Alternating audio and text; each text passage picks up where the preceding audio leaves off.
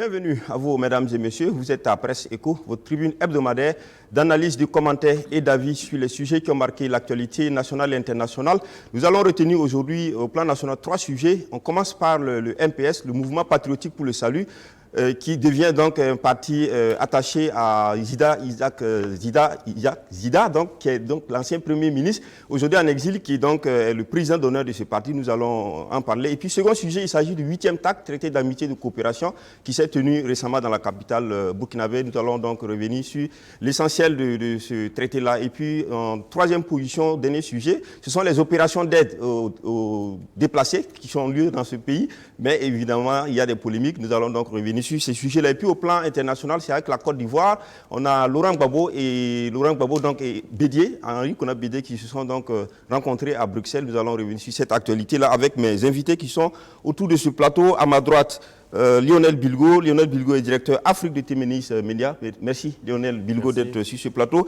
Et Parfait Silga à ma gauche. Parfait Silga est journaliste, il est analyste. Merci Parfait d'être là. Et puis juste à côté de Parfait, nous avons Issaka Lengani, directeur de publication de l'Opinion, qui est désormais un journal qui paraît en ligne. Merci Lengani d'être là. Et puis enfin, dernier invité, Évariste Faustin Concebo, il est chroniqueur média, président du SEC d'éveil, qui est un mouvement de droits de l'homme. Il est également premier porte-parole de FORAC, le Forum alternatif des citoyens. Merci Évariste Concebo d'être là et merci à vous tous. Alors on commence mais avec aussi un sujet d'actualité, j'allais dire un sujet historique, c'est donc la révolution du 4 août du Conseil national de la révolution de CNR. Donc on va revenir sur cette actualité parce qu'aujourd'hui nous sommes le 4 août, on ne pouvait pas donc passer. Surtout que maintenant, on le verra peut-être, Évariste le disait tantôt, on est comme si, c'est comme si tout se passait sans qu'on ne bouge. Le temps passe mais on ne bouge pas. Alors quand on lit un peu la déclaration du capitaine Sankara pour annoncer donc la mise en place du CNR, on a l'impression qu'on se retrouve au Burkina, en tout cas le 4 août 83, on a l'impression qu'on se retrouve aujourd'hui dans la même période du 4 août. Tout à fait, surtout pour les questions notamment sécuritaires qui viennent exacerber même la situation. C'est vrai qu'avant, donc, c'est vrai que j'ai dû voir un peu la proclamation du 4 août, mais ça a mis en exergue les problèmes que vivaient les Burkinabés dans leur grande majorité. Et ces problèmes-là, bon, quoique il y a eu peut-être un peu d'amélioration dans certains secteurs, mais quand on regarde le développement, effectivement, bon, il y a lieu de se poser des questions sur vraiment si les résultats sont toujours mitigés.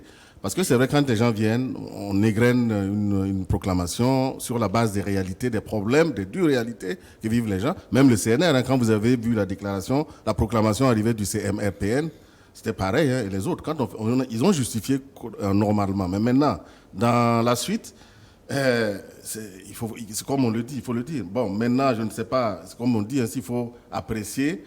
De toute façon, l'histoire des peuples se passe comme ça. Il y a des évolutions parfois très difficiles, très dures, cruelles, mais on arrive quand même à cheminer, on arrive à transcender, à dépasser. Et c'est comme ça qu'on construit un pays. Une nation ne se construit pas simplement comme ça, à coup, sans heurts. Donc, de ce point de vue, la révolution, historiquement, a joué un rôle. Mais maintenant, quant à savoir si le rôle a été suffisant, satisfaisant ou pas, ça c'est un débat qu'on peut ouvrir. Moi, pour revenir, hein, je ne vais pas rentrer, si je prends ne serait-ce que l'aspect sécuritaire, moi j'impute cela un peu à la révolution. Pourquoi? Voyez-vous, on avait mis en place les anciens dans le temps. Il y a le Sénèc qui existait, mais pourquoi est-ce qu'on a créé le Sénèc? C'était pour prévoir ces genres de situations que nous vivons. C'était l'élite, on devait former l'élite de l'armée. Et ensuite, c'est quoi? Les gens l'ont utilisé pour faire de la politique. Ensuite, on a vu tout ce qui s'en est suivi.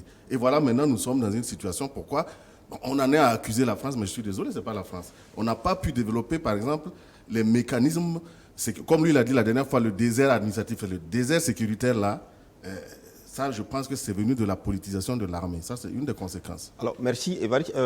Parfait, Silga, quand on lit un peu ici, je prends aujourd'hui, 4 août, les soldats, sous-officiers, officiers de toutes les armes et de toutes les unités, dans un élan patriotique, ont décidé de balayer le régime impopulaire, le régime de soumission et d'aplatissement mis en place depuis le 17 mai 1983 par le médecin commandant Jean-Baptiste Ouedraogo. On entend encore ces mêmes discours aujourd'hui. Impopulaire, soumission. Non, je pense que pour faire l'analyse Aujourd'hui, le 4 août, ce serait bien, on pourrait dire que c'est un mouvement historique qui a joué son rôle, effectivement, parce que quand vous regardez, quand vous parcourez le discours, on se dit Sankara et ses camarades, effectivement, avaient une claire lecture, avaient fait un diagnostic sans pareil, un diagnostic sans complaisance de la situation du Burkina Faso.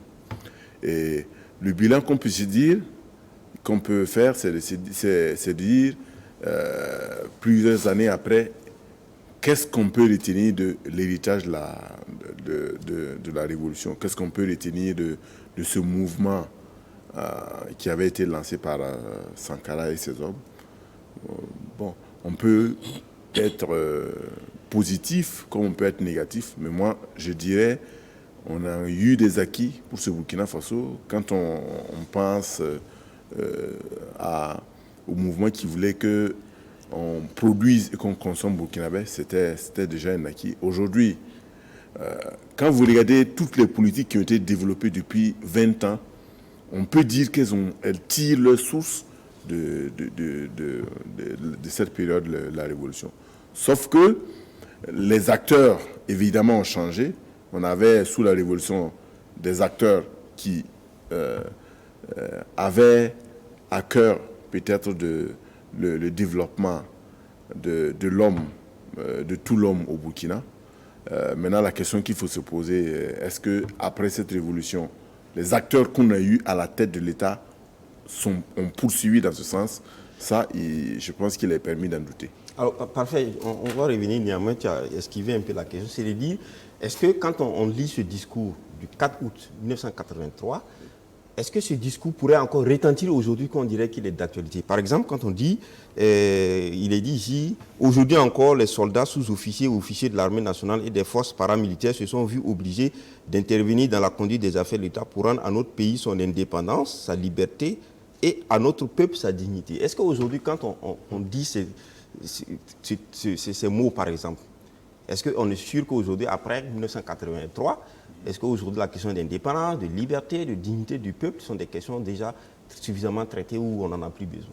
Quand on parle d'indépendance, on ne peut pas dire aujourd'hui que nous avons notre pleine indépendance. On parle de ces questions aujourd'hui. Quand on prend la question de l'armée et les questions économiques, évidemment, on n'est pas dans ce mouvement. Mais nous le disons plusieurs fois ici, il ne faut pas attendre d'un autre pays, de la France, des États-Unis ou d'autres pays qui nous accordent l'indépendance politique ou économique là, comme s'ils étaient des enfants de cœur. Non.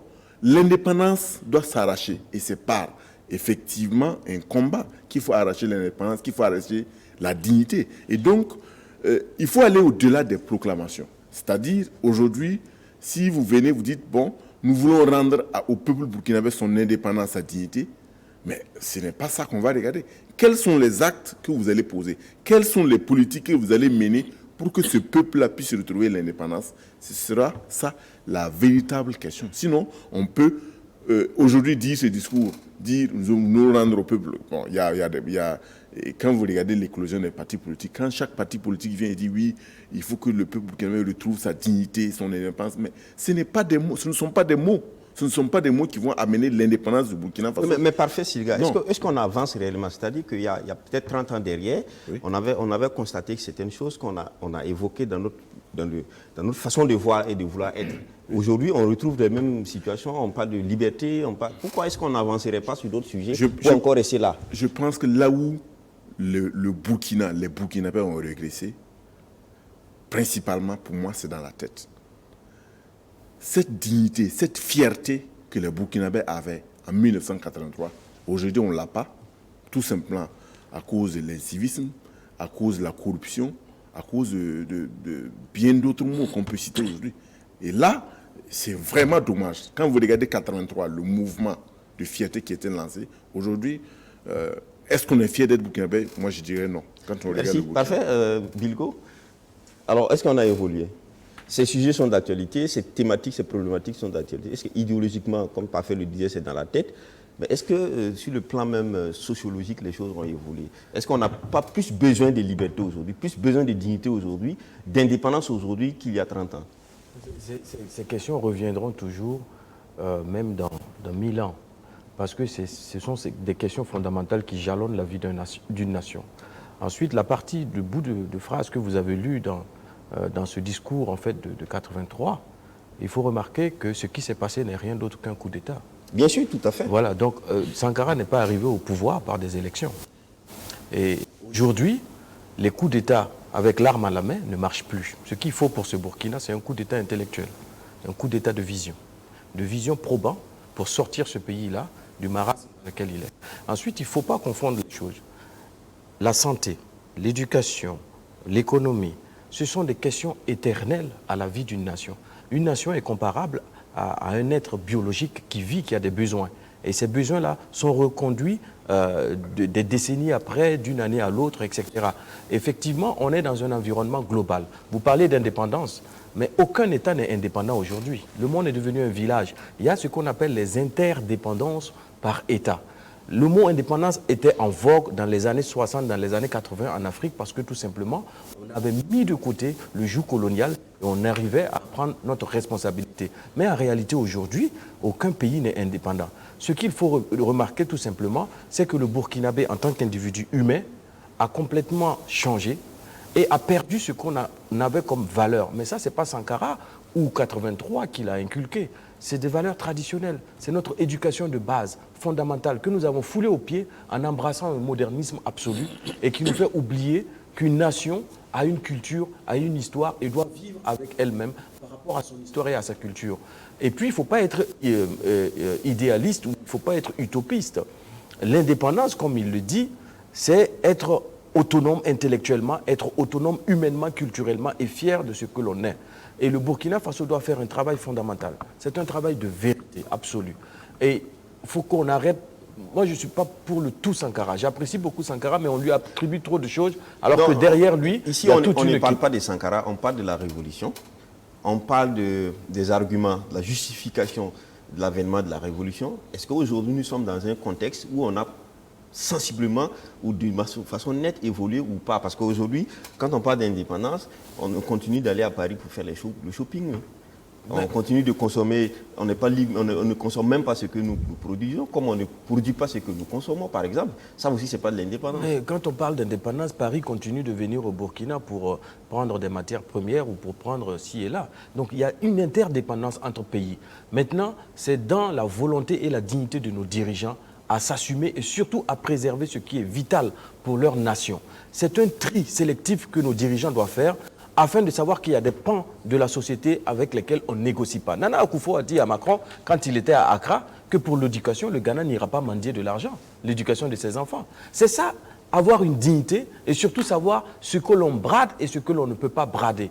Donc, je dis encore une fois, aucun pays dans ce monde-là n'est indépendant. Il y a ce qu'on appelle une interdépendance entre les pays. Maintenant, c'est à notre pays, au Burkina, à nos dirigeants, d'être dignes et fiers et surtout de faire une sélection des pans de notre nation et de dire, voilà le sacro-saint État burkinabé, des choses sur lesquelles on ne touche pas et on ne négocie pas. Alors, Lengani, Oui. voilà, le débat est lancé. Est-ce qu'aujourd'hui, quand par exemple les soldats disent, il est dit que les soldats patriotes ont lavé l'honneur de notre peuple et de son armée et leur ont rendu leur dignité, leur permettant de retrouver le respect et la considération que chacun en fait, avait pour eux. Alors aujourd'hui, quand on regarde le Burkina Faso, est-ce que le discours qui a prévalu à l'avènement de la révolution a toujours sa place, retentit très bien dans les esprits? Est-ce qu'il y a eu changement aujourd'hui? Est-ce que le Burkina peut être fier d'avoir connu une révolution parce qu'il met aujourd'hui en pratique certaines valeurs? Oui, d'abord, je voudrais rendre hommage aux acteurs réels de cette révolution-là. Je ne parle pas des acteurs par procuration qui aujourd'hui écument les plateaux de télévision et les meetings qui n'ont absolument rien fait pour la révolution, aussi bien pour son avènement que pour sa conduite, sa vie, et pire encore pour sa perpétuation dans l'esprit des Burkinabés. C'est surtout des comportements à l'opposé total de ce que la révolution a professé. Et je voudrais à cet effet rappeler un des derniers discours, mais pas le dernier discours de Thomas Sankara, qui disait qu'à la place d'une litanie de succès matériel, il a voulu relater ce qui lui semble avoir le plus marqué l'esprit des Burkinabés. Ça veut dire que la révolution, c'est d'abord une transformation des esprits, avant la transformation matérielle. Et parce qu'on était dans un état de délabrement tel que attendre des résultats matériels immédiats, c'était vraiment utopique. Par contre, l'homme pouvait être transformé. Et c'est sur cet aspect-là que la révolution a beaucoup travaillé. Et bon, comme certains l'ont dit, les thèmes que vous soulevez, qui ont été soulevés par la révolution, sont d'actualité aujourd'hui, comme seront encore d'actualité dans 1000 ans, en fonction des contextes et des situations. Mais la réalité est que, sur beaucoup de points sur lesquels la révolution a travaillé, il y a des déperditions terribles, aussi bien sur le plan matériel que sur le plan de l'esprit. Où aujourd'hui, par exemple, si on prend le climat social en tant que tel, ce qui se passe aujourd'hui dans certaines zones où on voit des gens affluer, des déplacés affluer, ils sont laissés à eux-mêmes sous des arbres, dans des écoles, etc. Sous la Révolution, il était impensable que cela se passe comme ça. Ce n'est pas possible. Automatiquement, les structures sociales, les CDR, etc., allaient prendre les gens en charge pour s'en occuper, pour les loger décemment, pour s'occuper d'eux, etc. Or, au jour d'aujourd'hui, c'est un peu comme chacun pour soi, Dieu pour tous. Et c'est dommage qu'on en soit arrivé là. Et c'est un des points sur lesquels je pense qu'il faut reconnaître cela à la révolution démocratique et populaire, c'est-à-dire une transformation des esprits, et reconnaître en même temps qu'au jour d'aujourd'hui, on a tout perdu de la révolution. Il n'explique que le mythe, mais ce mythe-là aussi a besoin d'être entretenu. Malheureusement, sur ce plan, il y a un véritable travail à faire. Si nous sommes même incapables aujourd'hui de fédérer la nation burkinabé autour de ce terreau, que bon, même sur le front populaire, ce qui a été fait pour Thomas Sankara sur le front populaire est beaucoup plus important en termes d'image que ce qui est fait aujourd'hui par des statuts qui ne ressemblent à rien. Alors, oui, d'accord. Moi, en fait, il y a un paradoxe qui me taraude un peu l'esprit, c'est les acteurs. Quelqu'un a dit que les acteurs ne sont pas les mêmes.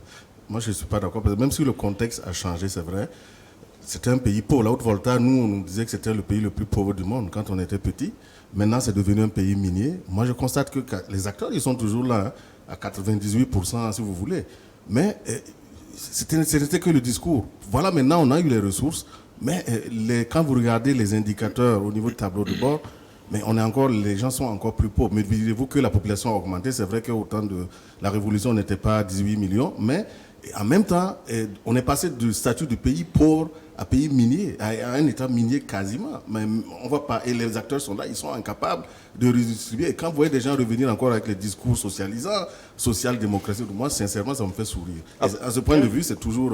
Alors, je voudrais qu'on revienne sur un aspect. Est-ce que ça voudrait dire que si tout le monde, d'abord, tout le monde est un peu peut-être d'accord, unanime sur le fait qu'on n'est pas sur les valeurs prônées par la Révolution, alors on est sur quelles valeurs aujourd'hui? Est-ce que ça voudrait dire qu'on a totalement dévié et qu'on est dans le décor aujourd'hui par rapport à une évolution normale, historique normale, ou est-ce que ça voudrait dire que tout simplement la Révolution était une erreur et que tout ce qui a été professé était juste des professions de foi? Certes, il y a une minorité d'acteurs qui étaient sincères, mais il se trouve que la majorité des acteurs qui étaient à côté étaient tous des... Enfin, c'est comme il a dit, hein, les gens n'étaient pas sincères.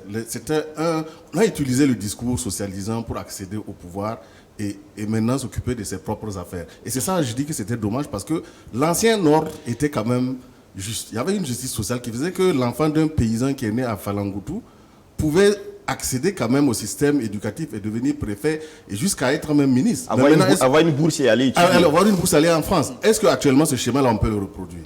C'est ça la question. Bilgo? Oui, en fait, en réalité, on a beaucoup perdu en ressources humaines. Aucun État, aucune nation dans ce monde ne se construit sans une valeur, une ressource humaine fiable. Et la ressource humaine est non seulement physique, intellectuelle et psychique à la fois. Nous, on a passé notre temps à dépraver tout le socle social que nous avions en amenant de nouvelles manières, de nouvelles conduites qui ne sont pas conformes à la social-démocratie même si certains le prônent. Ensuite, il disait qu'en 83, on n'était pas 20 millions, on était 7 millions et quelques en 83, avec une meilleure gestion des hommes, une meilleure gestion de la ressource humaine. Et là, aujourd'hui, comme il le dit, on découvre que le Burkina est un pays minier. Malheureusement, les Burkinabés sont de plus en plus pauvres. Ça veut dire tout simplement qu'il faut revenir sur l'homme burkinabé. Qu'est-ce qu'un Burkinabé?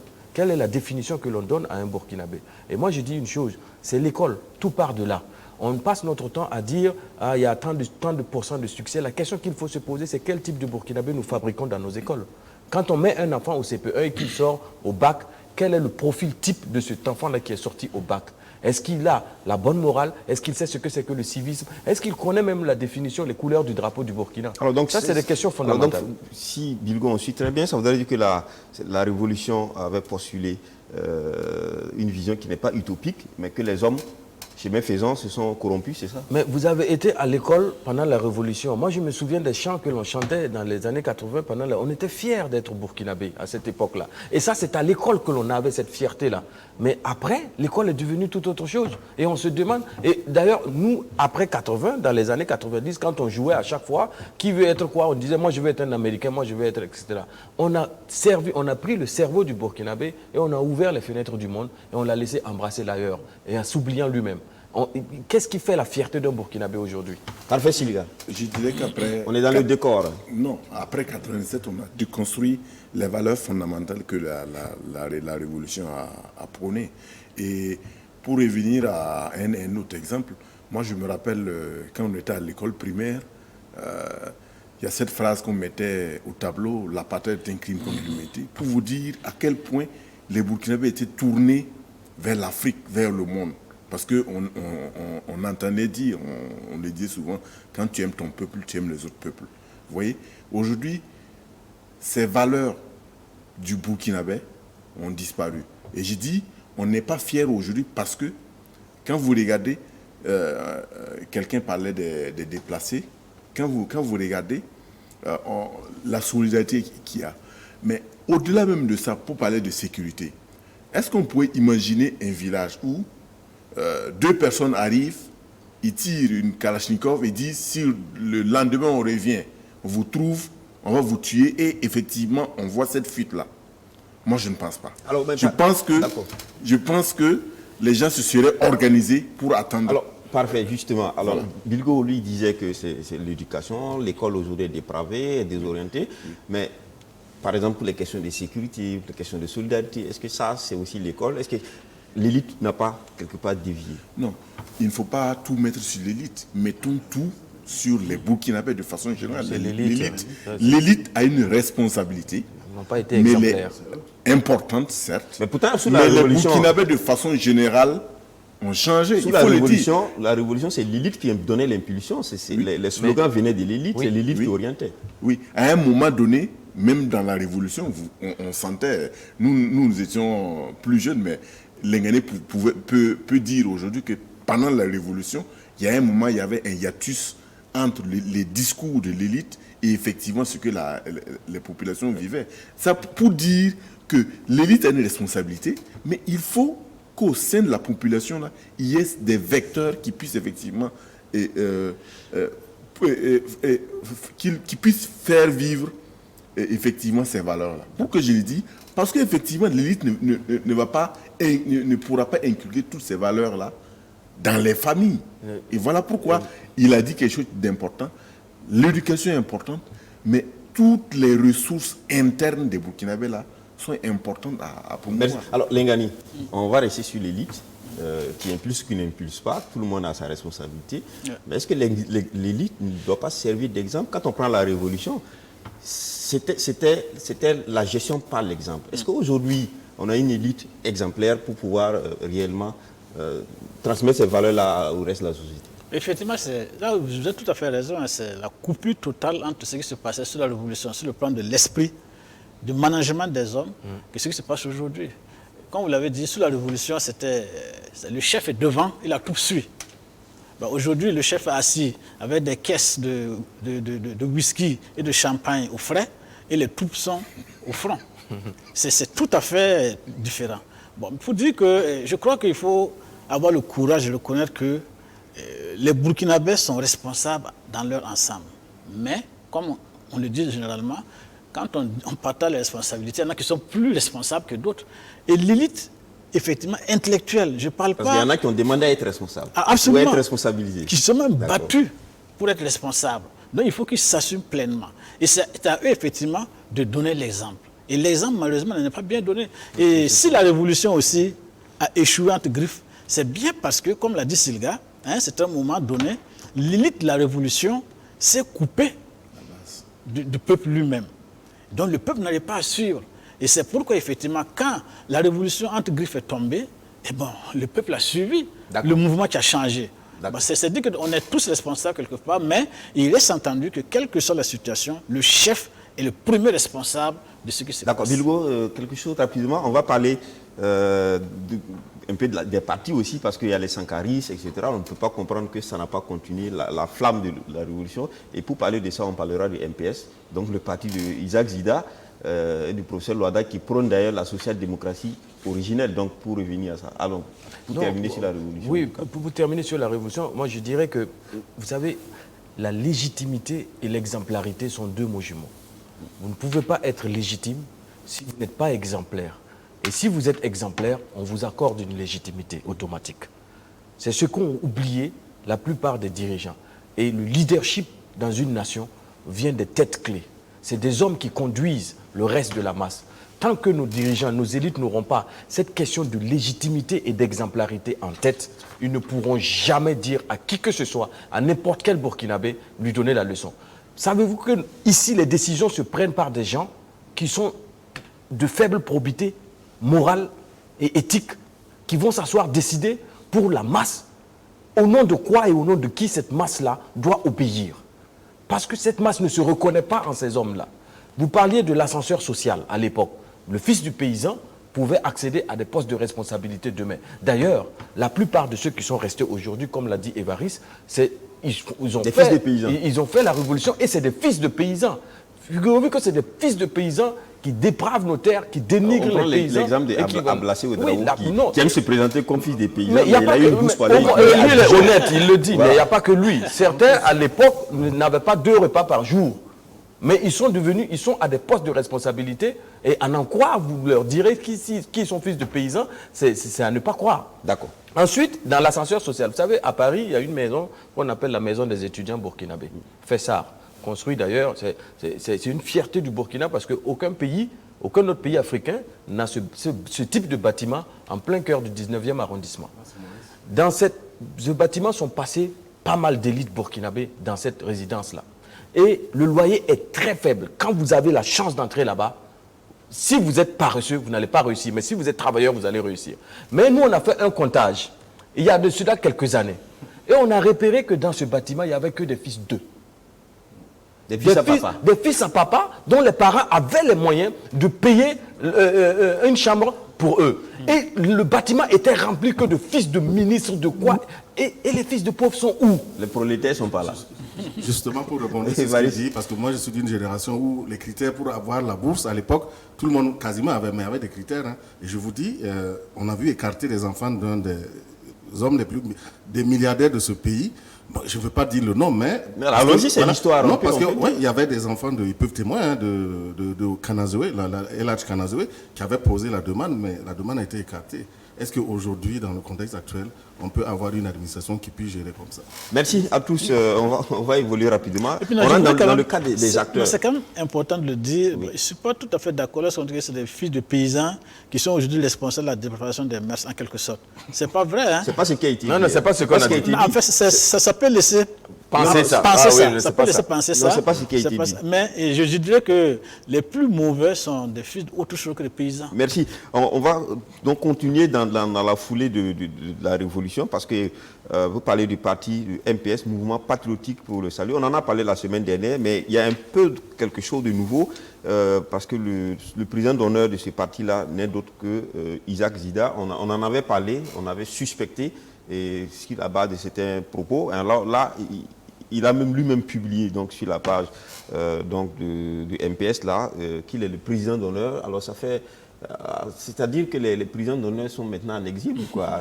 Ça ressemble un peu à ça. Le président d'honneur du CDP est en exil, le président d'honneur du MPS en exil.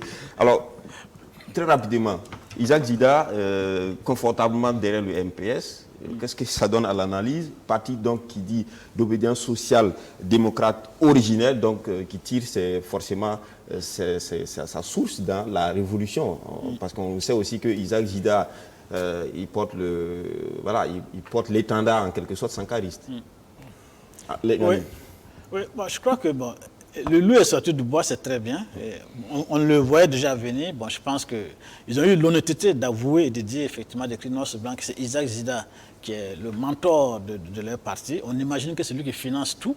Et je vous fais pas une confidence, mais un étudiant qui me disait, qui s'inquiétait de la position de son professeur Loada. Et il ne s'attendait pas à ce que, M. Loada, après avoir servi sous la transition, avoir apporté selon lui ce qu'il pouvait apporter, qu'il l'a trouvé positif, contrairement à moi, et que ce monsieur-là se retrouve aujourd'hui à rentrer en politique. Bon, pour lui, les intellectuels de son acabit, de sa taille plutôt, devraient plutôt servir à l'arrière, c'est-à-dire servir en termes de réflexion, de prospectus, pour permettre à la société, à ceux qui décident, d'avoir des instruments pour décider dans le bon sens, au lieu d'être soi-même au devant.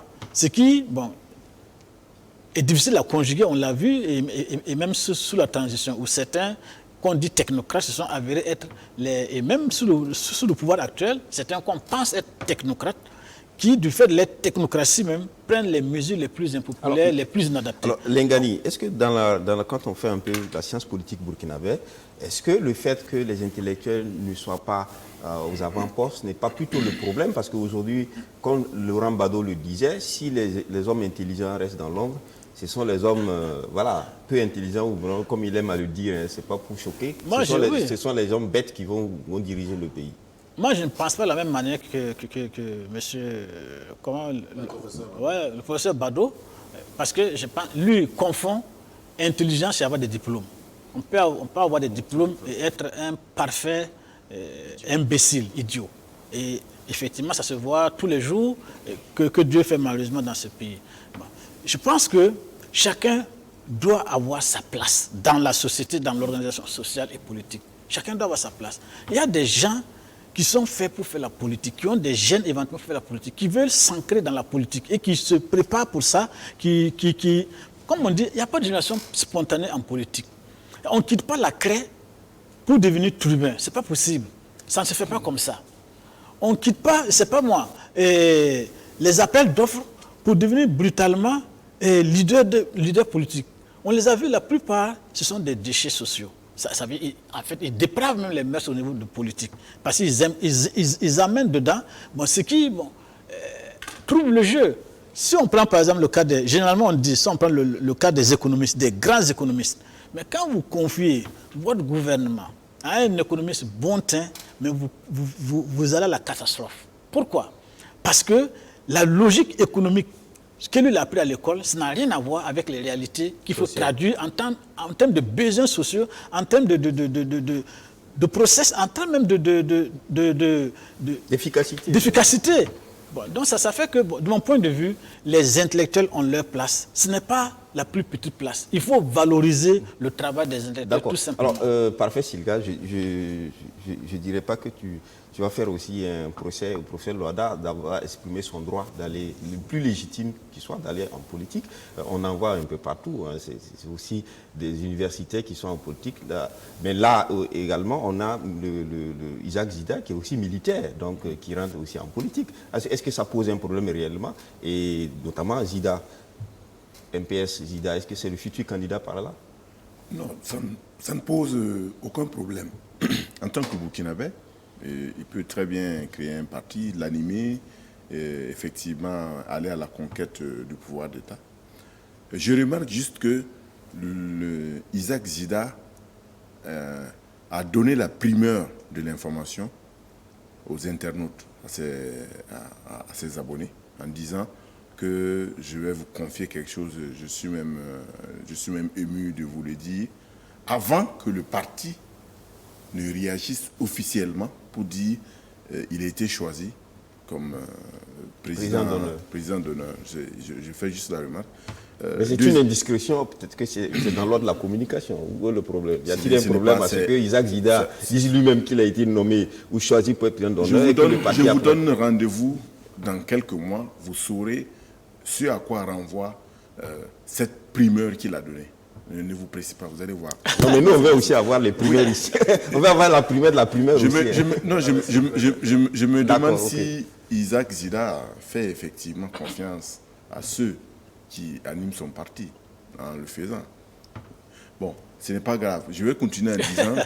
Alors là, vous dites ce que vous dites, c'est très grave. Non, Mettons-nous au parfum des choses. Je me pose des questions, mais je dis ici, il faut regarder les hommes. Quand on regarde Isaac Zida, c'est un personnage controversé qui a géré la transition avec ce que cela comporte comme insuffisance, c'est parce que aujourd'hui, c'est ça qu'on met en avant.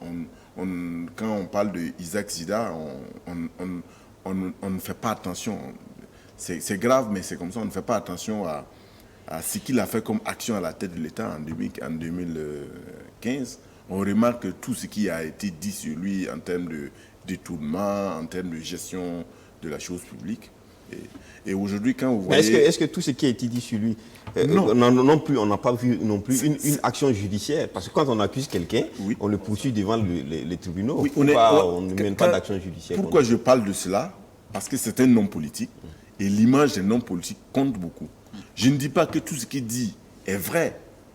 Je ne sais pas. Mais je dis, aujourd'hui, quand on parle de Isaac Zida, on retient l'image de quelqu'un qui a géré la chose publique pas avec beaucoup d'orthodoxie. C'est ce qu'on retient. Pour moi, c'est ça. C'est l'image. Donc, que ce soit vrai, que ce soit faux, c'est l'image qu'on retient.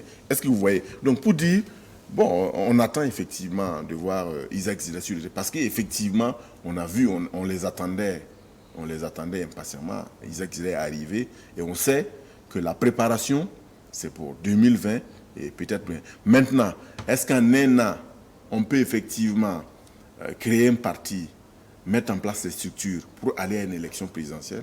Ce sont des questions, effectivement... On l'a vu avec le MPP, hein. C'était en une année. Il y a eu une transition, une transmission. Le MPS, ce n'est pas le MPP. Oui. Je suis d'accord. Effectivement, moi, j'aurais été d'accord avec son développement. C'est vrai que depuis hier qu'on a lancé un peu, je suis un des signataires de l'appel de Maniga. Tout à fait. Et je dois moi-même m'auto-censurer sur certains sujets, certaines questions, parce que nous sommes maintenant dans une dynamique de réconciliation. Si tant est que tout le monde est coupable. Mais il y a quand même, ça c'est pour l'histoire, comme le professeur l'a dit, si on analyse sous l'angle de l'histoire maintenant, à tête froide, c'est vrai que d'abord la pauvreté. Et justement, il faut vous souvenir que la gestion de la transition a été validée par la Cour des comptes, je pense. Hein. Ça a été, voilà. Donc maintenant, c'est un peu difficile de revenir. Dire il a fait ci, il a fait ça, bon. Alors, et puis en plus, quand on parle de la transition, on parle du gouvernement de la transition dont Isaac Zida était le Premier ministre, on ne parle pas des ministres qui étaient des représentants de différentes catégories. Le MPP avait ses ministres, pas le CDP, mais le parti Le Faso Autrement, l'UPC, tout le monde avait ses ministres. Finalement, pourquoi c'est Isaac Zida qu'on poursuit comme étant l'auteur de tout ça? Mais ça, c'est le deal des acteurs politiques. Parce que vous savez très bien que... Non, comme ils l'ont dit, c'est vrai que la transition était sous influence, fortement influencée. Et eux-mêmes, que ce soit un des premiers acteurs, bon, du premier plan, quand on prend par exemple le président du parti, c'est pas n'importe qui, donc qui sortent et qui eux-mêmes reconnaissent, qui font leur mea culpa, si pour reprendre le terme à quelqu'un. Bon, c'est pour dire, il ne faut pas trop mousser, mais pour revenir, c'est vrai que dans sa sortie, il a laissé des phrases quand même qu'on ne peut pas laisser passer. La politique, c'est d'abord un don de soi. Bon, lui, il indexe l'actuel gouvernement en disant que les gens, oui, ont une conception jouissive du pouvoir. Les gens prennent le pouvoir comme un dividende d'un investissement. Mais attendez, qu'est-ce qu'on a vu? C'était la ruée vers l'Eldorado. Ah oui. Est-ce que ça, c'est cette dynamique-là?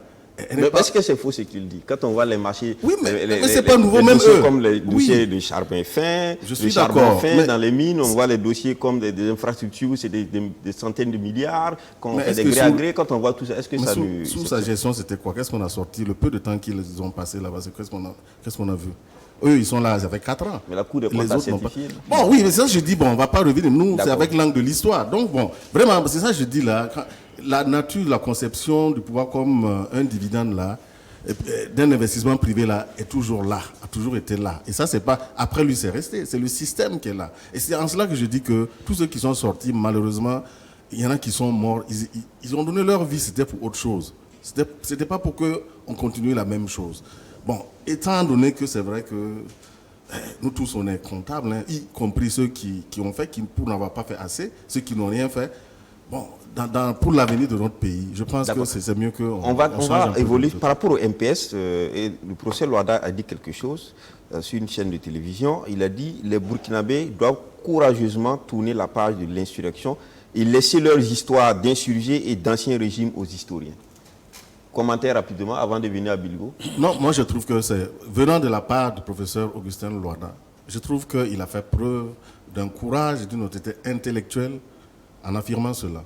Parce que moi, personnellement, après, au lendemain des élections, quand on a vu les résultats, j'ai pris cette position. Hein. Et ça m'a valu ce que ça m'a valu. Mais moi, je suis content que 4 années après, des gens commencent aussi à suivre. Bilgo, moi, sur cette... MPS. D'abord, que Zida se présente ou pas, moi, ça me fait ni chaud ni froid. Très sincèrement. Mais il en a le droit au moins. Oui, non, nous tous, hein, même vous, monsieur Sawadogo. Surtout. On a tous le droit de se présenter si on sent une aspiration réelle d'aller à des élections et à porter la responsabilité suprême. On a tous le droit d'aller, voilà. Mais moi, je dis une chose. Ceux qui veulent gouverner dans ce pays doivent être blancs comme neige et avoir une certaine probité. Ça, c'est clair. Maintenant, effectivement, comme vous dites, Zida, sous la transition, il y a eu quelques couacs, quelques soupçons, etc. Vous avez cité des cas ici, aujourd'hui, par exemple, de malgouvernance, etc. Oui, mais j'ai l'impression que vous dites la Cour des comptes a certifié. Attention, la Cour des comptes n'a pas certifié les comptes de la transition. Oui, c'est clôturé. Mais je parle à un expert des chiffres ici à côté.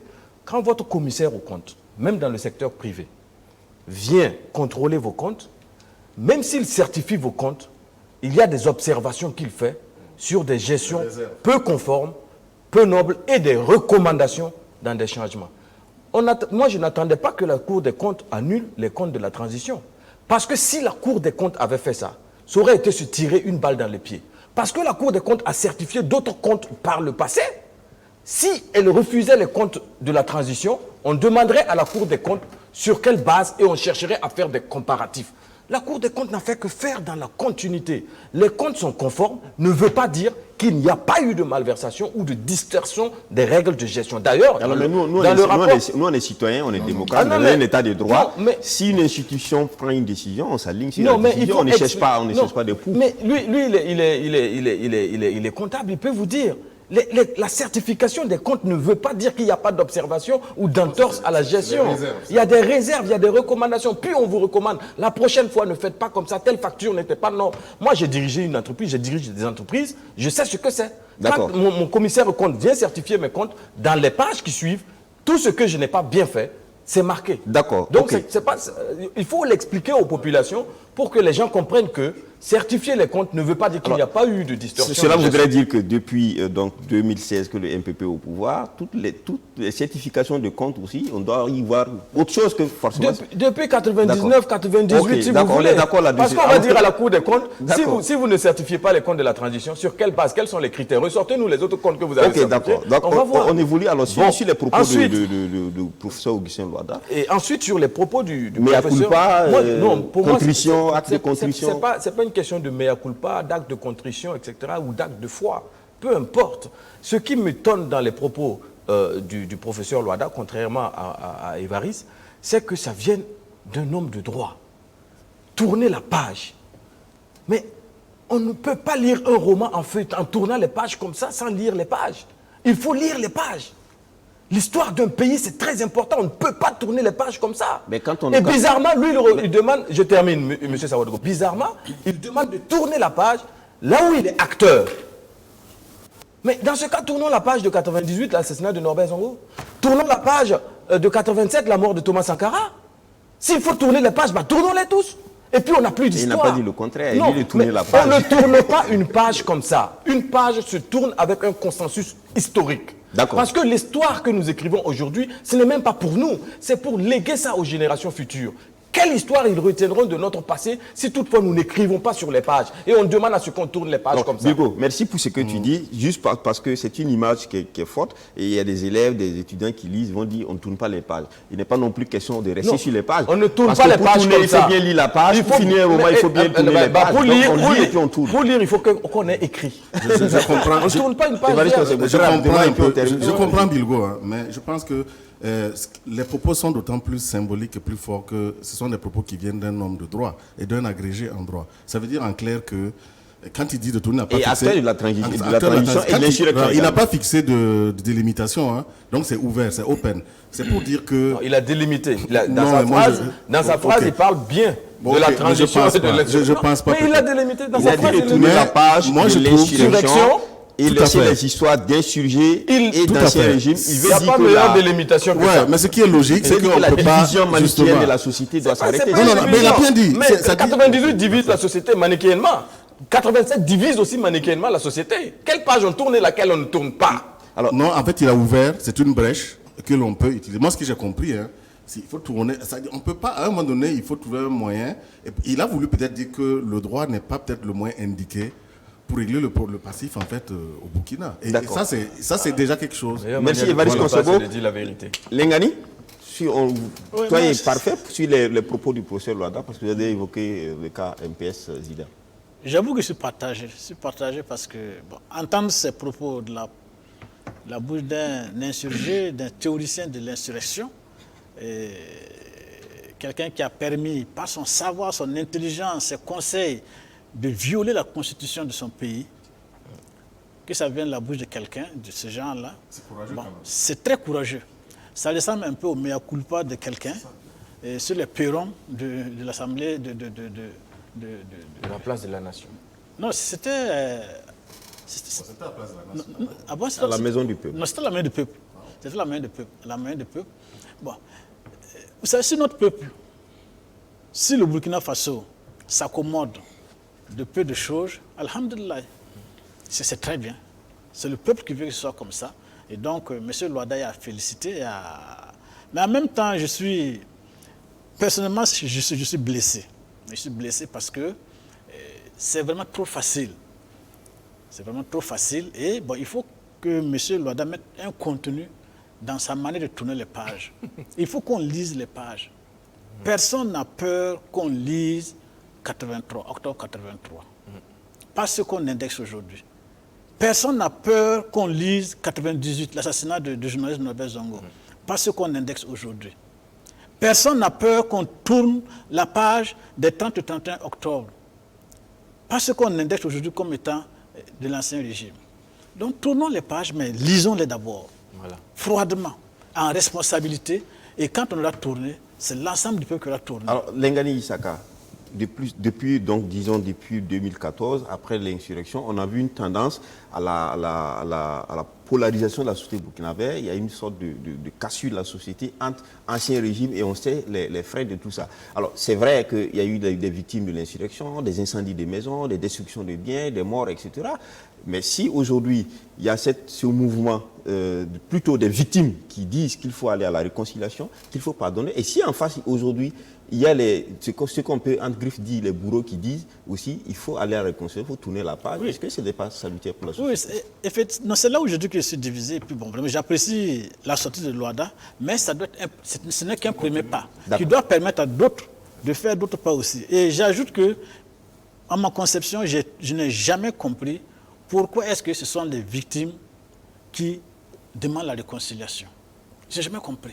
Parfait, Silga. C'est les bourreaux qui doivent demander la réconciliation. On dit que la réconciliation, le pardon, c'est un mouvement des deux. Des bourreaux et des victimes. Mais est-ce qu'ici, on parle de réconciliation quand on tourne la page, c'est l'image, mais est-ce que c'est parce que pour moi, ce n'est pas... Il ne parle pas de réconciliation. Il ne parle pas de réconciliation. Non. Le monsieur a des ambitions. Il ne veut pas que la transition soit comme un boulet pour lui, pour atteindre le truc, le Saint Graal. Mais c'est ça qu'il faut comprendre. Quand vous parlez de réconciliation, moi je suis étonné. Mais en tournant la page, qu'est-ce qu'on fait? Il n'est pas encore à ça. Ni lui, ni Zida, ils ne sont pas encore à la réconciliation. Ils sont dans la logique de la conquête du pouvoir. Donc, ils veulent vous dire, écoutez, laissez cette affaire de transition-là. Nous, c'est que là-bas, ça n'a pas été trop. Bon, voilà. Bon, c'est un peu emmêler les pinceaux, mais laissez ça tomber un peu. Bon, on va gérer quoi. Après 2020 ou après 2020, on va regarder ça. C'est ça, pour moi, ils ne sont pas dans la logique de la réconciliation. Ils veulent vous dire, laissez tomber cette affaire. On va continuer. Bon, une seconde, Bilbo, une seconde. Oui. Une seconde. Je veux dire que contrairement à ce que les gens pensent, tourner la page de l'insurrection là, c'est en fait quand on ne peut pas tourner la page de l'insurrection sans tourner les autres pages. Maintenant, c'est la manière. On est dans le mouvement du tournage des pages. Voilà. Maintenant, c'est la manière et la méthode.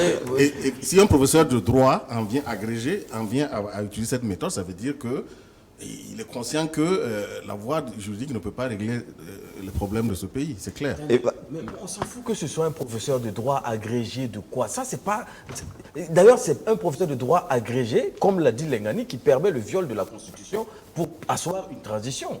Et à un moment donné, je pense qu'il faut que les Burkinabés soient dans le vrai. Il ne faut pas nous servir une paella de réconciliation. Ça ne va pas marcher. La réconciliation, d'abord, c'est la vérité. Une page se tourne quand on a assimilé l'écriture sur cette page pour comprendre l'ensemble et l'intégralité du roman. Merci. Bilgo, on s'arrête là pour ce qui concerne le MPS et son président d'honneur, Isaac Zida, donc désormais bien en poursuite pour 2020, certainement. Alors, on va continuer pour parler du TAC, mais très rapidement, huitième rencontre, 8e traité d'amitié et de coopération, ça s'est tenu ici. On a vu les délégations au haut niveau, parce que le président ivoirien était là avec son premier ministre, ici également. Donc, qu'est-ce qu'on peut retenir rapidement de ce TAC-là? La question Sitaraï, mais est-ce que c'est toujours le train-train? Voilà, c'est toujours le jamboree de tous les jours. Voilà. Bon, moi, je pense que pour la relation ivoiro-burkinabé, il faut qu'on aille plus haut que ces mesurettes et ces rencontres de parade. Là. Personnellement, je pense que c'est bien, mais ce n'est pas arrivé. Quand je lis la déclaration finale, les secteurs sur lesquels il y a des semblants d'accord, ce sont encore les mêmes secteurs au TAC 1, 2, 3, 4, on reconduit. À quel moment on va mettre des plans titanesques de globalisation économique? À quel moment on va mettre des plans titanesques de globalisation sociale? Alors, mais pour une fois, on a vu quand même le sommet, ou disons le forum des hommes d'affaires burkinabés ivoiriens, c'était quand même déjà peut-être les bases des... Mais les hommes d'affaires burkinabés ivoiriens n'ont même pas besoin de forum. Il y a des échanges. Si moi j'ai des intérêts, je suis un homme d'affaires, j'ai des intérêts en Côte d'Ivoire, je vais aller. Il n'y a pas besoin de forum. C'est le politique burkinabé et ivoirien qui ont besoin de se rencontrer pour mettre en place un levier dynamique de développement social pour les deux pays, conjointement. Quand le Burkina a besoin d'énergie, pourquoi on n'imagine pas un grand barrage financé conjointement ou une compagnie aérienne financée conjointement par le Burkina et la Côte d'Ivoire? Pourquoi on n'imagine pas un plan social qui porterait sur les deux peuples? Regardez nos deux frontières. Il y a des populations qui se multiplient. Pourquoi on ne choisirait pas une ville dans laquelle on ferait un 11 décembre, par exemple, un semblant de 11 décembre, mais un développement commun? Ça, c'est des plans titanesques. Et puis le chemin de fer dont vous dites, moi je suis désolé, ce chemin de fer-là, il faut le révolutionner. Ça date des années guerre. Évariste Conservo, très rapidement, les deux gouvernements ont demandé au ministre chargé des questions du transport de d'écrire à la société Bolloré pour que voilà, le Sitaraï puisse commencer à fonctionner. On est là, on traîne à la limite, on n'est pas capable d'aller plus loin que ça. Il faut encore se soumettre donc, à des institutions, disons à des multinationales pour son développement, pour transporter ses propres produits. J'étais un peu surpris que ce soit à l'occasion de la rencontre des chefs d'État qu'on formule cette recommandation. Parce que normalement, la commission ad hoc devrait s'en occuper. Mais bon, moi, en fait, c'est vrai. Moi, je trouve que c'est déjà pas mal. Les dividendes sont politiques. Hein. C'est déjà bien que les représentants des deux pays communiquent et se rencontrent. Et même, c'est symbolique que chaque fois, ça a lieu dans d'autres pays. Ça, sur ce plan, il n'y a rien à dire. C'est bien parce que c'est gage quand même de la bonne coexistence et comment dirais-je, d'une bonne bon voisinage, l'intégration. Ça, c'est à saluer. Cependant, en fait, que j'ai noté la note un peu positive, c'est qu'ils ont rendu ça maintenant biennal. La conférence des chefs d'État est biennale. Voilà, c'est important. Pourquoi? C'est pour pouvoir prendre le temps de faire le point. En fait, je me suis rendu compte parce qu'effectivement, on a voulu voir le bilan du 7e TAC, mais c'était un peu... le temps ne suffit pas forcément pour faire le bilan, faire ressortir les obstacles afin de pouvoir dégager. Et ce point de vue, je trouve que c'est déjà que peut-être un début. Par rapport au grand projet, ça c'est autre chose. D'accord. Alors, Lengani, est-ce que le TAC, c'est vraiment le petit chameau qui grandit jamais? Est-ce qu'on est toujours là aux mêmes idées de départ? On n'a pas évolué? Est-ce que le TAC, ce n'était pas plutôt une vision qui est plutôt une vision un peu plus grande que celle-là, que de rester là à parler d'accords entre les pays, qui sont des accords d'ailleurs pris en compte par l'UEMOA ou la CEDEAO. Est-ce qu'entre le Burkina et la Côte d'Ivoire, ce n'était pas plus que ça, ce n'était pas plus que ce qu'on voit aujourd'hui, qu'on ait en vision peut-être d'aller vers un État fédéral des deux? Je suis tout à fait d'accord avec vous. Je crois que, même en passant au biennal, moi je trouve que c'est un peu trop... À mon avis, le TAC tel qu'il se vit aujourd'hui doit être purement et simplement dissous. Ça correspond strictement à rien. Parce qu'à cause du TAC, la coopération entre les deux pays même prend du retard. Parce que ce qui devait se faire quotidiennement, les gens attendent l'occasion de TAC pour en parler. Je m'explique. Par exemple, le cas de Citara, a-t-on besoin d'un TAC pour décider qu'il faut écrire une lettre à une société? Je pense que c'est encore... bon. C'est certainement suite à l'évaluation qui a été faite par les deux pays, des deux ministères en question, des techniciens, que suite à ça, les chefs d'État ont décidé qu'il fallait écrire alors. Mais pourquoi attendre les chefs d'État? Pourquoi? Peut-être que la décision entre les techniciens est prise il y a 6 mois, mais on attend les chefs d'État pour prendre la décision. D'écrire une lettre. Donc ça veut dire que le TAC en tant que lui-même est parce qu'il est très mal géré. Parce que le TAC, de mon point de vue, ça doit être aujourd'hui pas seulement une affaire des chefs d'État, mais une affaire qui est vécue quotidiennement. Un peu comme en Europe, l'Union européenne, où il ne se passe pas un jour où un ministre de la France n'est pas, par exemple, à Bruxelles, n'est pas, etc., pour résoudre des questions de la communauté. Sans que ça ne soit l'objet de... On embarque des journalistes, on embarque les maîtresses pour aller festoyer. Non. C'est le travail quotidien de l'administration. Entre le Burkina et la Côte d'Ivoire, aujourd'hui, on devrait trouver des terrains sur lesquels tous les jours, les techniciens doivent travailler ensemble pour sortir des projets, pour suivre l'exécution des projets. Et le cas de Citara est un exemple patent.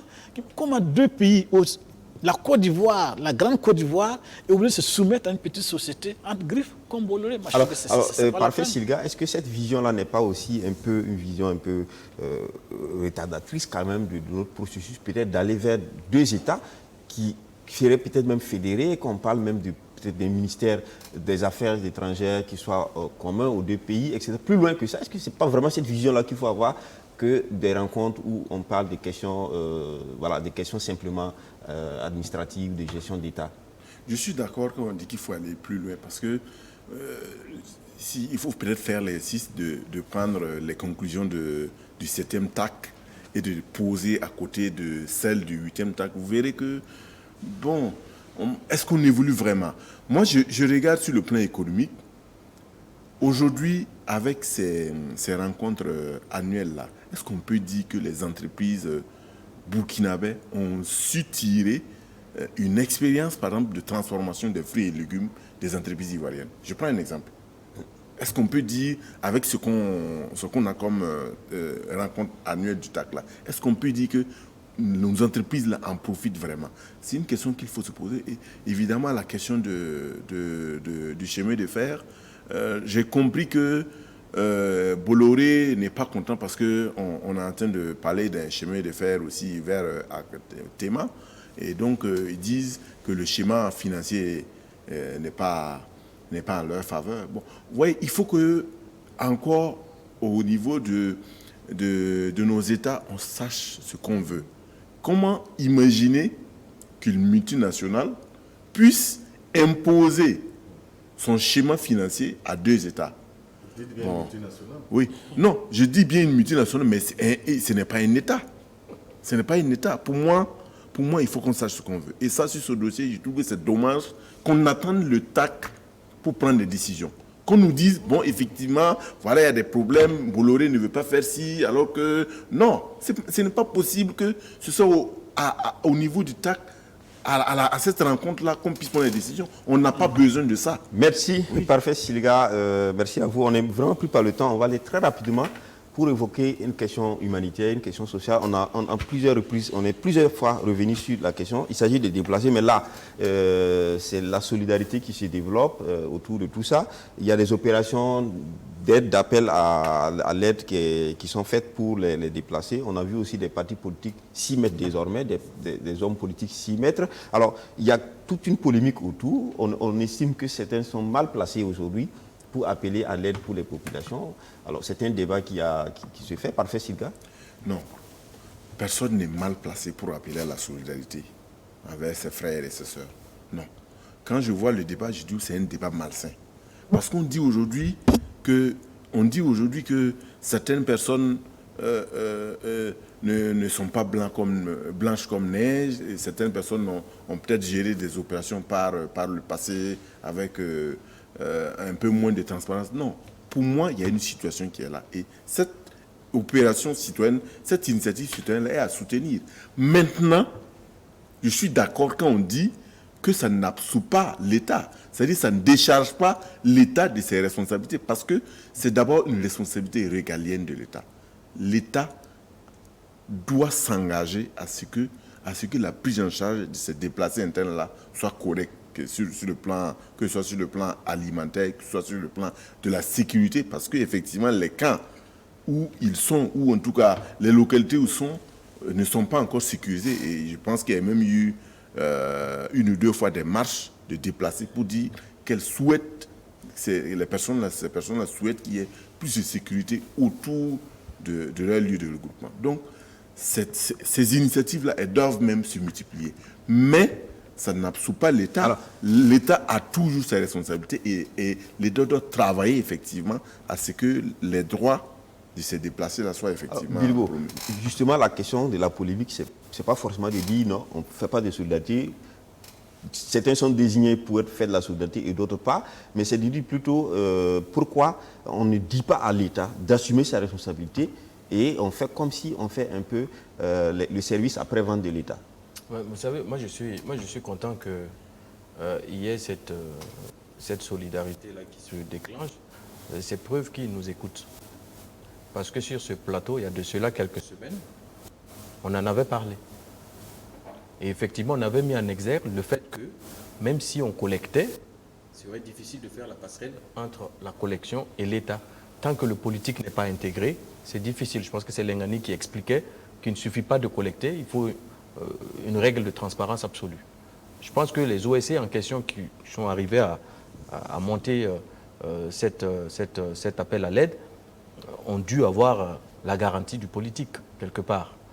Maintenant, effectivement, j'entends aussi le reproche de ceux qui disent que le tout n'est pas de venir soigner les plaies, il faut prévenir aussi pour les attaques. On ne peut pas être humanitaire de façon partielle et partiale. Il faut être tout humanitaire. Ça veut dire que quand il y a des exactions, il faut condamner avec la plus grande fermeté. Même si celui que vous condamnez semble être votre ami, il faut condamner avec la plus grande fermeté. Pour que demain, quand vous venez pour aider, on puisse dire oui, effectivement, vous étiez là depuis le début de la chaîne jusqu'à la fin. On ne peut pas choisir de faire que soigner. On doit aussi s'indigner de ce qui se passe, des tueries. On doit s'indigner et condamner, appeler l'État à plus de fermeté, à plus de travail. Le tout n'est pas d'aller aider ces pauvres-là. D'ailleurs, ils ne demandent pas de l'aide. Ils demandent qu'on sécurise leur lieu pour qu'ils retournent chez eux. L'aide première qu'on peut faire à ces gens, c'est de leur dire demain, écoutez, c'est fini. On a sécurisé, retourné, occupé, et il y a la justice, on a condamné des gens, on a arrêté. Justement, les gens estiment que ces bons samaritains ne parlent pas effectivement du rôle régalien de l'État qui est de sécuriser les gens, de les secourir, parce que jusque-là, l'État est, on ne va pas dire quasiment, mais n'est pas visible. C'est pour ça que je dis qu'on ne peut pas être humanitaire. Je vais vous donner un exemple. J'avais vu une fois le ballet citoyen qui était acculé après les élections. On lui disait que oui, bizarrement, on ne vous voit plus, etc. J'ai vu un des responsables, je pense que c'est Maître Cam ou je ne sais plus, qui disait oui, mais nous, on ne peut pas tout faire. Mais ça m'a fait rire. Si vous nous avez habitués à faire et que le problème n'est pas résolu, eh bien, continuez. Sinon, on est en droit de douter de votre probité et surtout de votre honnêteté. Merci, Bilgo. Évariste, Non, enfin, moi, je ne vais pas rentrer dans la polémique des causes et quoi, mais bon, ce que je retiens, c'est le silence de l'État. Hein. Et nous, en tant que OST, c'est vrai qu'au début, par exemple, sur le cas Yurgo, on a fait une sortie. Et ce qu'il faut faire, c'est quoi? Il faut d'abord que nous amenions nos responsables, notre État, à reconnaître que nous sommes dans une situation de catastrophe humanitaire. Or, jusqu'à preuve du contraire, je n'ai pas connaissance qu'on ait franchi ce seuil-là. Donc, il y a un silence, c'est comme si on ignorait cette misère-là. Et que des gens, des particuliers veulent s'organiser. Même ça se fait déjà. Hein, il y a des particuliers qui avaient déjà commencé. Bien sûr. Mais l'État a un rôle important dans ça. Et en plus, ces gens, ce n'étaient pas des déplacés. Ils étaient chez eux, ils travaillaient, ils avaient leur maison, ils cultivaient. Ce qu'ils demandent, c'est quoi? Que l'État assume la sécurité. Ça, on ne peut pas comprendre. Moi, j'ai pris le cas, par exemple, quand vous prenez la zone de Kaya, Barsalo, toute cette zone-là. Il faut qu'on nous explique comment. Mais Évariste Konsebo, on a l'impression que ce n'est pas l'État seul, ou du moins l'État avec la classe politique, parce que lors du dernier dialogue, il a simplement été dit qu'il faut plutôt voir comment les déplacés vont voter. C'est l'État actuellement, c'est le parti au pouvoir qui gère les affaires de l'État. Jusqu'à preuve du contraire, c'est eux qui sont aux commandes. Les aspects opérationnels, ce n'est pas l'opposition. L'opposition ne peut faire que des recommandations sur ces points. L'opérationnel, c'est qui? Qui nomme le ministre de la Défense? Qui a les outils, les leviers? C'est eux. Et c'est ça, on ne peut pas comprendre. C'est vrai que de plus en plus, les gens se posent la question, comment se fait-il que dans une périphérie, une zone donnée, où on a même la première région militaire, des gens viennent faire des exactions et ils repartent calmement, tranquillement chez eux. Il faut qu'on nous explique. Lengani, pour terminer, c'est vrai que c'est une polémique qui semble mal à propos, mais au fond aussi qui cache peut-être la volonté de ceux qui polémiquent, qu'il faut plutôt dire à qui revient la responsabilité de régler telle ou telle question qui est une question peut-être régalienne. Les déplacés, ils ont envie simplement de retourner chez eux. La sécurité, ce n'est pas les OLC. On donnera à manger, à boire aux gens dans leur site, mais ceux qui créent les mêmes situations pourraient continuer d'en créer et on n'arriverait pas par la suite peut-être à soutenir tout ça. Moi, je crois que, en fait, ça montre le niveau qu'on atteint dans la chute, que certains acteurs qu'on connaît pour leur dynamisme dans un passé très récent, qui face à certaines situations dont les déplacés n'est qu'une conséquence. Sur ces problèmes-là, on ne les a pas entendus, on ne les a pas vus dans les rôles d'interpellation qui est le leur, qui aujourd'hui, on ne peut pas s'empêcher d'être ému et de se dire que ce n'est pas le pompier pyromane, mais c'est tout comme. Mais je dis, tout ça est bon à prendre. C'est le Burkina Faso qui est devenu comme ça. Plus rien ne sera comme avant et plus rien n'est effectivement comme avant. Donc il faut travailler avec ce que nous avons aujourd'hui. Et je dis que la première responsabilité, c'est l'État. Et l'État fait tout pour qu'on ne voit pas ses responsabilités. Et c'est pourquoi elle prend des lois liberticides, elle l'empêche de parler des problèmes. Et même les conséquences, nous serons même, d'ici là, interdits d'en parler.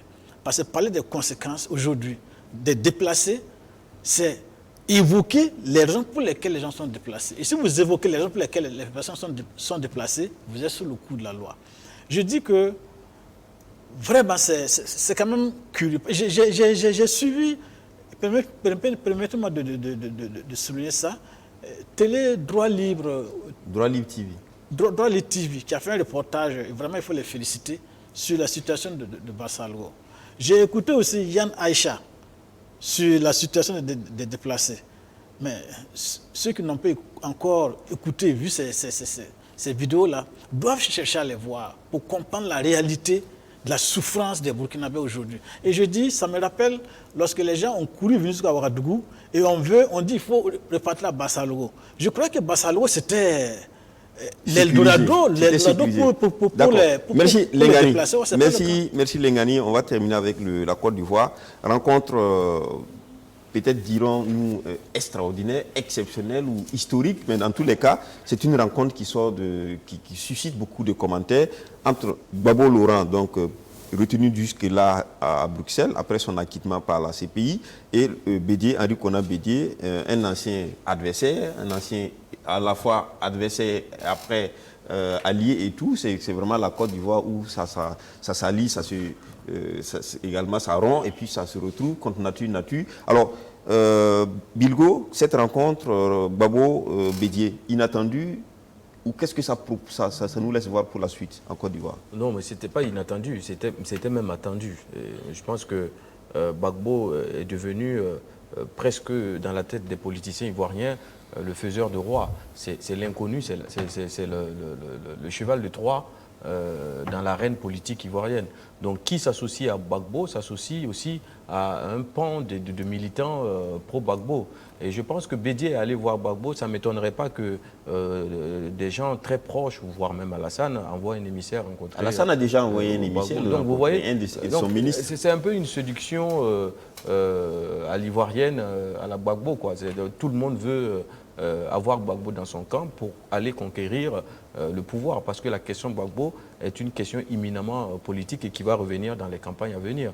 De toutes les façons, je pense que cette rencontre-là, moi, ça ne m'étonne pas du tout. C'était dans les starting blocks pour ceux qui avaient déjà entendu fuiter les démarches de Bédié auprès de Gbagbo pour que le rendez-vous ait lieu.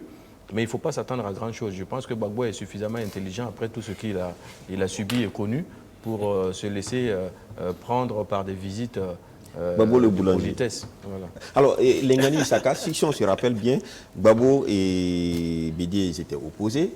Ensuite, ils sont devenus partenaires sous la transition qui est passée en Côte d'Ivoire. Et puis après, ils sont revenus encore opposés avec donc l'arrivée de Ouattara et surtout après les élections, Bédié s'est retrouvé donc avec Ouattara et ensemble ils ont créé donc avec son appel de Daoukro, etc. Aujourd'hui, c'est le même Bédié qui se retrouve encore avec Gbagbo en rompant avec Alassane. Alors, en fait, ça va toujours continuer comme ça, le même cercle. Tant que, lorsqu'il y a union entre deux, il y a un qui trahit. Parce que ils sont trois acteurs, deux s'unissent. Et quand, parmi les deux qui sont unis, il y a un qui trahit, ben, celui qui a été trahi va voir l'autre pour dire, bon, viens, on va être ensemble, ils vont être ensemble. C'est comme ça. Donc, bon, ce n'est pas surprenant. Malheureusement, c'est sur le dos du peuple ivoirien. Non, je dirais qu'en Côte d'Ivoire, quand vous regardez un peu l'histoire récente, un seul parti ne peut pas gagner l'élection. Mais c'est quand même une bonne image que les Ivoiriens savent se surpasser ou qu'ils savent jouer le jeu politique. Ils se surpassent pour le pouvoir. Il faut pas mais c'est un savoir-faire aussi. Ça oui, pas. Oui, mais c'est un savoir-faire, mais c'est d'abord de la survie. Parce qu'aujourd'hui... Nous l'avons aussi ici. Hein. Ah oui, oui. Salif Diallo, Maître Béliwendé. Voilà, c'est pour dire... Salif Roch Simon ensemble, mais ça ils s'allient pour le extraordinaire, pouvoir. Hein. Et parce qu'ils ont intérêt aujourd'hui, parce que Bédié n'est plus avec Ado. Et donc, dans une autre situation, on pourrait voir un jour... et puis il y a Soro qui s'annonce, qui est certainement avec eux. Donc, voilà. Non, il faut tout simplement dire que c'est des hommes politiques qui s'adaptent au contexte et aux réalités. Mais ce que moi je note quand même, c'est qu'on a essayé de neutraliser M. Gbagbo, on a essayé de le liquider politiquement. Apparemment, la prison l'a ressuscité et il devient plus que jamais important sur l'échiquier politique. Il devient la pierre angulaire. C'est un vrai combattant. La pierre angulaire. Donc, alors, on est au thème de cette émission. Je voudrais remercier donc, le panel, les invités et tous ceux qui nous suivent au Burkina comme ailleurs, qui suivent donc Presse Eco, leur émission donc, préférée de débat et d'analyse politique, des sujets aussi qui ont marqué l'actualité. Je rappelle que j'étais avec donc, Parfait Silga. Parfait Silga et les journalistes et analystes. Merci Parfait d'être passé.